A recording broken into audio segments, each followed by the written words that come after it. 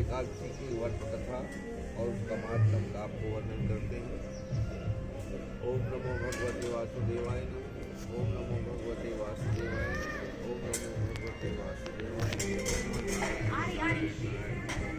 युधिष्ठिर ने पूछा, वासुदेव ठाकुर के किस नाम की एकादशी होती है, कृपा करके बताइए। भगवान कृष्ण बोले, युधिष्ठिर एक बार नारद जी ने कमल किया तब विराजमान होने वाले ब्रह्मा जी से प्रश्न पूछे, फागुन के कृष्ण पक्ष में जो विजय नाम की एकादशी होती है, कृपा उसके होने का वर्णन कीजिए। ब्रह्मा जी ने कहा, नारद सुनो, मैं एक उत्तम कथा सुनाता हूँ जो पापों का भंग करने वाली है। यह व्रत बहुत ही प्राचीन है, पवित्र और पाप नाशक है। विजय नाम की एकादशी राजाओं को विजय प्रदान करती है, नहीं है। वो काल की बात है, भगवान श्री रामचंद्र जी 14 वर्षों के लिए वन में गए। वहाँ पंचवटी में सीता तथा लक्ष्मण के साथ रहने लगे। वहाँ रहते समय रावण ने चपलता बस विजयात्मा श्री राम की तपस्वी पत्नी सीता को हर लिया। उस दुख से श्री राम व्याकुल होते सीता को देखने लगे। उनकी आयु समाप्त हो चुकी थी। इसके पश्चात उन्होंने वन में भीतर कबंध नामक राक्षस का वध किया।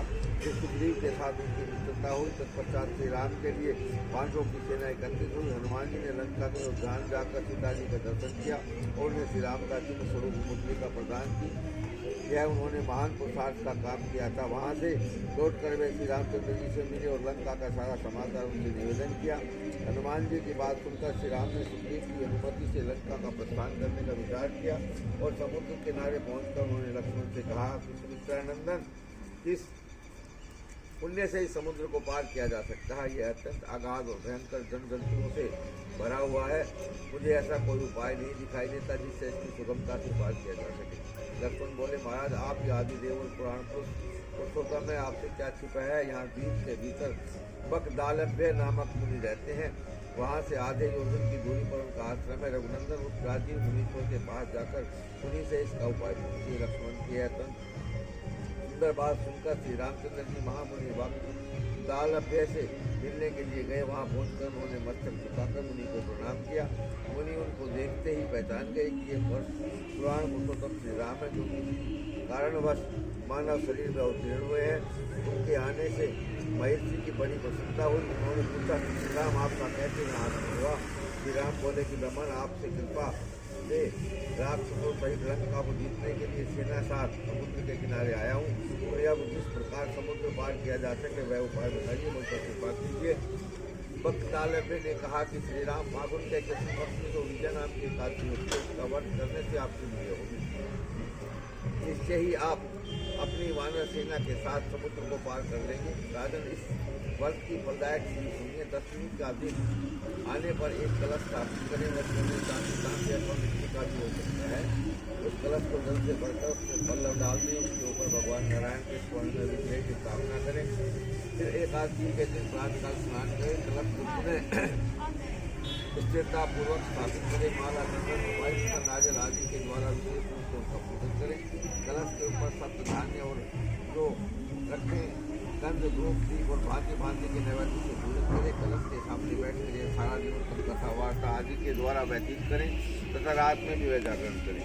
अखंड वर्ष की सिद्धि के लिए घी का दीपक जलाएं। फिर द्वादशी के दिन सूर्योदय होने पर उस कलश को किसी जलाशय के समीप नदी, झरने या पोखरे के तट पर ले जाकर स्थापित करें और उसकी विधिवत पूजा करके देव प्रतिमा सहित उस कलश को देव वेत्ता ब्राह्मण के लिए दान कर दें। महाराज, कलश के साथ ही और भी बड़े बड़े दान देने चाहिए। श्री राम आप अपने योद्धपतियों के साथ किसी विधि से यत्नपूर्वक विजय एकादशी का व्रत कीजिए, इससे आपकी विजय होगी। ब्रह्मा जी कहते हैं, नारद, यह सुनकर श्री रामचंद्र जी मुनि ने कथानुसार उस समय विजय एकादशी का व्रत किया। उस व्रत के करने से श्री रामचंद्र जी विजय हुए। उन्होंने संग्राम में रावण को मारा, लंका पर विजय पाई और सीता को प्राप्त किया। बेटा, जो मनुष्य इस विधि से व्रत करते हैं उन्हें इस लोक में विजय प्राप्त होती है और उनका परलोक में अक्षय बना रहता है। भगवान श्री कृष्ण कहते हैं कि इस कारण विद्या का व्रत करना चाहिए। यह प्रसंग को पढ़ने और सुनने से वाजपेयी का पुण्य प्राप्त होता है। युधिष्ठिर कहते हैं कि श्री कृष्ण मैंने विजय एकादशी का महात्म जो महान फल देने वाला सुन लिया है। अब फागुन की कल्पना की नाम और महात्म बताने की श्री भगवान कृष्ण कहते हैं कि महाभाग धर्मनंदन सुनो, तुम्हें इस समय वह प्रसंग सुनाता हूँ जिसे राजा मनदाता के पूछने पर महात्मा वशिष्ठ ने कहा था। फागुन शुक्ल पक्ष की एकादशी का नाम आमल की है। इसका पवित्र वर्ष विष्णु लोक की प्राप्ति कराने वाला है। मनदाता ने पूछा, श्रेष्ठ ये आमल की कब उत्पन्न हुई, मुझे बताइए। वशिष्ठ जी ने कहा, महाभाग सुनो, पृथ्वी पर आमल की उत्पत्ति किस प्रकार हुई वह बताता हूँ। आमल का महान वृक्ष है जो सब पापों का नाश करने वाला है। भगवान कृष्ण के टूटने पर उसके मुख से चंद्रमा के समान कांतिमान एक बिंदु प्रकट हुआ। वह बिंदु पृथ्वी पर गिरा, उसी से आमल आंवले का यह महान वृक्ष हुआ। यह सभी वृक्षों का आदिभूत कहलाता है। इसी समय समस्त प्रजा की सृष्टि करने के लिए भगवान ने ब्रह्मा को उत्पन्न किया। उन्हीं से इस प्रजाओं की सृष्टि हुई। देवताओं, दानव, गंधर्व, यक्ष, राक्षस, नाग तथा निर्मल अंतःकरण वाले महर्षियों को ब्रह्मा जी ने जन्म दिया। उनमें से देवता और ऋषि इस स्थान पर आए जहाँ विष्णु प्रिया आमलकी का वृक्ष था। महाभाग उसे देखकर देवताओं को बड़ा विस्मय हुआ। वे एक दूसरे पर दृष्टिपात करते हुए उत्कंठापूर्वक फलक की भांकर आदि वृक्ष को पूरा फल की भांति को सबके सब हमारे परिचित हैं, किंतु उस वृक्ष को हम नहीं जानते। उन्हें इस प्रकार चिंता करते देख आकाशवाणी महर्षियों, यह सर्वश्रेष्ठ आमलकी का वृक्ष है जो विष्णु को प्रिय है। इससे श्रवण मात्र से गोदान का फल मिलता है, तपस करने से इसे दुगुना फल मिलता है और भक्षण करने से 3 गुना फल मिलता है। इसलिए सदा पर्यटन पूर्वक आमलकी का सेवन करना चाहिए। यह सब पापों को हरने वाला है। वैष्णव वृक्ष बताया गया है। इसके मूल में विष्णु, उसके ऊपर ब्रह्मा और स्कंद में परमेश्वर भगवान बुद्ध, शाखाओं में मुनि, टहनियों में देवता और पत्तों में वसु, फूलों में मरुदगण तथा फलों में समस्त प्रजापति वास करते हैं। आमल की सर्वदेवमयी बताई गई है, अतः विष्णु भक्त पुरुषों के लिए यह परम प्रिय है। ऋषि बोलो, अव्यक्त स्वरूप से बोलने वाले महापुरुष, हम लोग आपकी क्या समझें? आप कौन हैं, देवता हैं या कोई और? हमें ठीक बताइए। आकाशवाणी जो संपूर्ण भूतों के कर्ता और समस्त भुवनों के दृष्टा हैं, जिन्हें विद्वान पुरुष की कठिनता से देख पाते हैं, वही सनातन विष्णु। तस्यामूले स्थितो विष्णुस्तद्वर पितामह सकंदे च भगवान रुद्र संस्थित है परमेश्वर है। शाखासु मुने सर्वे प्रकाशासु च देवता प्रणेषु वसो देवा मुक्तेषु मस्तस्तथा प्रजानां पत्या सर्वे फलेषु व्यवस्थिता सर्वदेवमयी योषाम धात्री मया।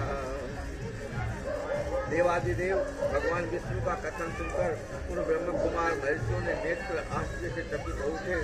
उनका बड़ा विस्मय हुआ। वे आदि अंत से भगवान की स्तुति करने लगे। ऋषि बोले, संपूर्ण भूतों के आत्मभूत आत्मा एवं परमात्मा को नमस्कार है। अपनी महिमा से कभी च्युत न होने वाले अच्युत को नित्य प्रणाम है। अनंत रहित परमेश्वर को बारंबार प्रणाम है। दामोदर कवि सर्वज्ञ और यज्ञेश्वर को नमस्कार है। मायापति आपको प्रणाम है।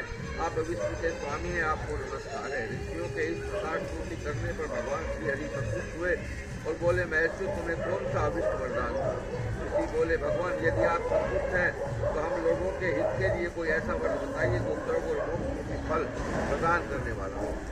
श्री विष्णु बोले कि महर्षियों, फागुन शुक्ल पक्ष में यदि नक्षत्र से युक्त द्वादशी हो तो वह महान पुण्य देने वाली और बड़े बड़े पापों को नाश करने वाली होती है। ऋषिवरों, उसमें जो विशेष कर्तव्य है उसको सुनो। आमल की एकादशी में आंवले के वृक्ष के पास जाकर वहाँ रात्रि में जागरण करना चाहिए। इससे मनुष्य सब पाप करता है और सहस्त्र गोदान का फल प्राप्त करता है। विप्रगण, यह व्रत में उत्तम व्रत है जिसे मैंने तुम लोगों को बताया है। ऋषि बोले, भगवान इस व्रत की विधि बताइए, यह कैसे पूर्ण होता है? इसके देवता, नमस्कार और मंत्र कौन से बताए गए हैं? उस समय स्नान और दान कैसे किया जाता है? पूजन की कौन सी विधि है तथा उसके लिए मंत्र क्या है? यह सब बातों को यथार्थ रूप से वर्णन कीजिए। भगवान विष्णु ने कहा, द्विजरो इस वर्ष की जो उत्तम विधि है उसको स्मरण करो। एकादशी को प्रातःकाल दंत धावन करके यह संकल्प करे कि हे पुंडरीकाक्ष, हे अच्युत, हे एकादशी को निराहार रहकर अपने दूसरे दिन भोजन करूंगा, आप मुझे स्वर्ण में रखें। ऐसा नियम लेने के बाद पतित, चोर, पाखंडी, दुराचारी, मर्यादा भंग करने वाले तथा गुरु पत्नीगामी मनुष्यों के वार्तालाप न करें। अपने मंत्र को वश में रखते हुए नदी के, पोखरे के या कुएं पर अथवा घर में ही स्नान करें। स्नान से पहले शरीर में मिट्टी लगाएं। अश्वकान्ते रथक्रान्ते विष्णुक्रान्ते वसुंधरे प्रतिके हर में पापम जन्म कोटि कोट्या समर्जितम। वसुंधरे तुम्हें ऊपर अतिरथ चला करते हैं। यह वामन अवतार के समय भगवान विष्णु ने तुम्हें अपने पैरों से नापा था। मृत्तिका के मैंने करोड़ों जन्मों से जो पाप किए हैं, मेरे उन सब पापों को नष्ट करो। अब स्नान मंत्र है, सब जल छिड़किए अपने ऊपर। त्वम माते सर्वभूतानां जीवनम ततो रक्षकम स्वदेजो दिग्वजतीनां रसानां पति नमे। स्नानतो हम सर्वतीर्थेषु हृदय प्रसन्न वर्णेषु च नदीषु देवखातेषु इदं स्नानं तूमे भवेत्। जल की अधिष्ठात्री देवी माता, तुम संपूर्ण भूतों के लिए जीवन हो। यह जीवन जो स्वदेजज और दिग्गज जाति के जीवों का भी रक्षक है। तुम रसों की स्वामिनी हो, तुम्हें नमस्कार है। आज मैं संपूर्ण तीर्थों में, कुंडों, झरनों, नदियों और देव संबंधी सरोवर में स्नान करता हूँ। मेरा यह स्नान उक्त सभी स्नानों का फल देने वाला है। विद्वान पुरुषों को चाहिए कि वह परशुराम जी की सोने की प्रतिमा बनवाएं। प्रतिमा अपनी शक्ति और धन के अनुसार या एक या आधे माह से स्वर्ण की होनी चाहिए। स्नान के पश्चात घर आकर पूजा हवन करें। इसके बाद सब प्रकार की सामग्री लेकर आंवले के वृक्ष के पास जाएं। वहाँ वृक्ष के चारों ओर जमीन, झाड़ बुहार, बीज बोत कर शुद्ध करें। शुद्ध की हुई भूमि से मंत्र पाठ पूर्वक जल से भरे हुए नवीन कलश की स्थापना करें। कलश में पंचरत्न, दिव्य गंध आदि छोड़ दें। श्वेत चंदन से उनका चर्चित करें। कंठ में फूल की माला पहनाएं। सब प्रकार से धूप सुगंध फैलाएं। जलते हुए दीपक की श्रेणी सजाकर रखें। तात्पर्य यह है कि सब ओर से सुंदर एवं मनोहर दृश्य उपस्थित हो। पूजा के लिए नवीन छाता, जूता और वस्त्र भी मंगा कर रखें। कलश के ऊपर एक पात्र रखकर उसे दिव्य लाज और खीलों से भर दें।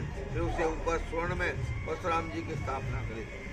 विशोकाय नमः कहकर उसे इति मनसा परिकल्प है, ऐसा कहने से ऐसा समझा जाता है कि आपने वो संकल्प किया, ऐसा अर्पण किया है। कहकर उनके चरणों में विश्व रूप ने नमः से, दोनों घुटनों में उत्तराय नमः से, जांघों में दामोदर नमः से, कटिभाग में पद्मनाभ्याम नमः से, उदर की ओर वत्स धारणे नमः से, वक्षस्थल की चक्रणे नमः से, बाई बाह की दाहिनी नमः से, दाहिनी बाह की वैकुंठाय नमः से, कंठ की यज्ञ मुखाय नमः से, मुक्ति विशोक निधे नमः से, नासिका की वासुदेवाय नमः से, नेत्रों की वामनाय नमः से, ललाट की सर्वात्मा नमः से, संपूर्ण अंगों की तथा मस्तक की पूजा करें। इति मम मंत्र परिकल्प है। परशुराम देव पूज्यामि एवं स्थाप्यामि नमः। ये ही पूजा के मंत्र हैं। तदंतर भक्ति युक्त चित्त से शुद्ध फल के द्वारा देवादिदेव परशुराम जी का अर्घ्य प्रदान करें। अर्घ्य मात्र से इस प्रकार करें। जल शोभित करें। नमस्ते देव देवेशे जगदम्मन्ये नमस्तुते गृणाद मृग्यामि तम दग्धमालक्यायुक्तम हरे। देव देवेश्वर जगदम्बनी नंदन श्री विष्णु स्वरूप परशुराम जी आपको नमस्कार है, नमस्कार है। आंवले के फल के साथ भी हुआ मेरा ये अर्घ्य ग्रहण करें। तदंतर भक्ति युक्त चित्त से जागरण करें। नित्य संगीत, वाद्य, धार्मिक उपाख्यान तथा श्री विष्णु संबंधनी कथा वार्ता आदि के द्वारा वह रात्रि व्यतीत करें। इसके बाद भगवान विष्णु के नाम ले लेकर आंवल की वृक्ष की परिक्रमा 108 या 28 बार करें। फिर सवेरा होने पर श्री हरि की आरती करें, ब्राह्मण की पूजा करके वहाँ सब सामग्री उसे निवेदन कर दें। परशुराम जी का कलश, 2 वस्त्र, जूता आदि सभी वस्तुएं दान कर दें और वह भावना करे कि परशुराम जी स्वरूप से भगवान विष्णु मुझ पर प्रसन्न हो। तत्पश्चात आमलकी का स्पर्श करके उसकी प्रदक्षिणा करें और स्नान करने के बाद विधि पूर्वक ब्राह्मणों को भोजन कराएं। तदंतर कुटुंबियों के साथ बैठकर स्वयं भी भोजन करें। ऐसा करने से पुण्य होता है। यह सब बताता हूँ, सुनो। संपूर्ण तीर्थों के सेवन से जो पुण्य प्राप्त होता है तथा सब प्रकार के दान देने से जो फल मिलता है वह सब उपयुक्त विधि के पालन से सुलभ होता है। समस्त यज्ञों की अपेक्षा भी अधिक फल मिलता है, इसमें तनिक भी संदेह नहीं। यह वर्तों में उत्तम है, जिसका मैंने तुमसे पूरा वर्णन किया है। वशिष्ठ जी कहते हैं, महाराज इतना कहकर देवेश्वर भगवान विष्णु वहाँ अंतर्ध्यान हो गए। तत्पश्चात उन समस्त ब्रह्मर्षियों ने उक्त वर्ष का पूर्ण रूप से पालन किया। तब से किसी प्रकार से भी इस वर्ष का अनुष्ठान करना चाहिए। भगवान श्री कृष्ण कहते हैं, जिस पर यह दुर्दर्श वर्ष मनुष्य को सब पापों से मुक्त करने वाला है। इति सकंधे एकादशी आमला विद्या एकादशी से आमला एकादशी वर्त कथा संपूर्णम। भज मन नारायण नारायण नारायण। श्री राम हरे परशुराम हरे, श्री राम हरे परशुराम हरे। हर हर राधे राधे राधे राधे श्याम हरे। हर हर राधे राधे राधे राधे श्याम हरे। भगवान नारायण नारायण नारायण। भजमन गोविंदम गोविंदम गोविंद।